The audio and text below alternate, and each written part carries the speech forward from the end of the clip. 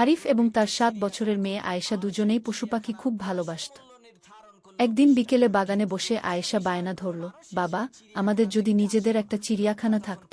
মেয়ের এই ছোট্ট ইচ্ছাটিকে বাস্তবে রূপ দিতে আরিফ এক অভিনব পরিকল্পনা করলেন।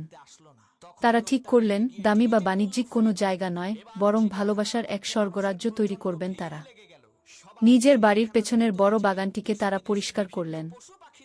আরিফ বিভিন্ন জায়গা থেকে উদ্ধার করা এবং অসুস্থ কিছু পশুপাখি নিয়ে এলেন।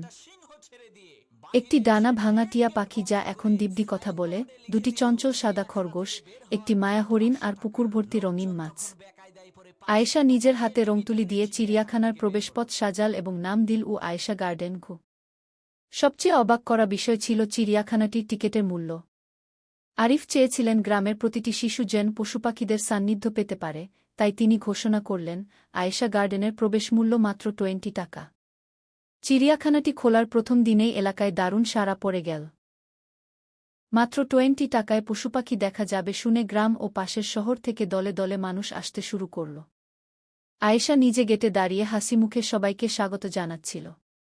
এক ছোট ছেলে তার মাটির ব্যাংক ভেঙে জমানো 20 টাকা নিয়ে এসেছিল হরিণ দেখতে।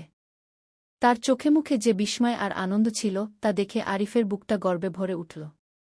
আয়েশা তাকে শিখিয়ে দিল কিভাবে খরগোশকে গাজর খাওয়াতে হয়। অল্প সময়ের মধ্যেই আয়েশা গার্ডেন শুধু একটি চিড়িয়াখানা নয়, বরং শিশুদের মিলনমেলায় পরিণত হল।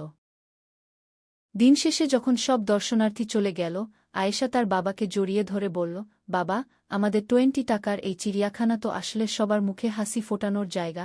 আরিফ হাসলেন, কারণ তিনি বুঝতে পারলেন, দামি টিকেটের চেয়ে মানুষের ভালোবাসা আর শিশুদের এই অকৃত্রিম আনন্দ অনেক বেশি মূল্যবান। গল্পটি কি আপনার পছন্দ হয়েছে? আমি কি এই চিড়িয়াখানায় নতুন কোনো পশুপাখির অভিযান যোগ করব?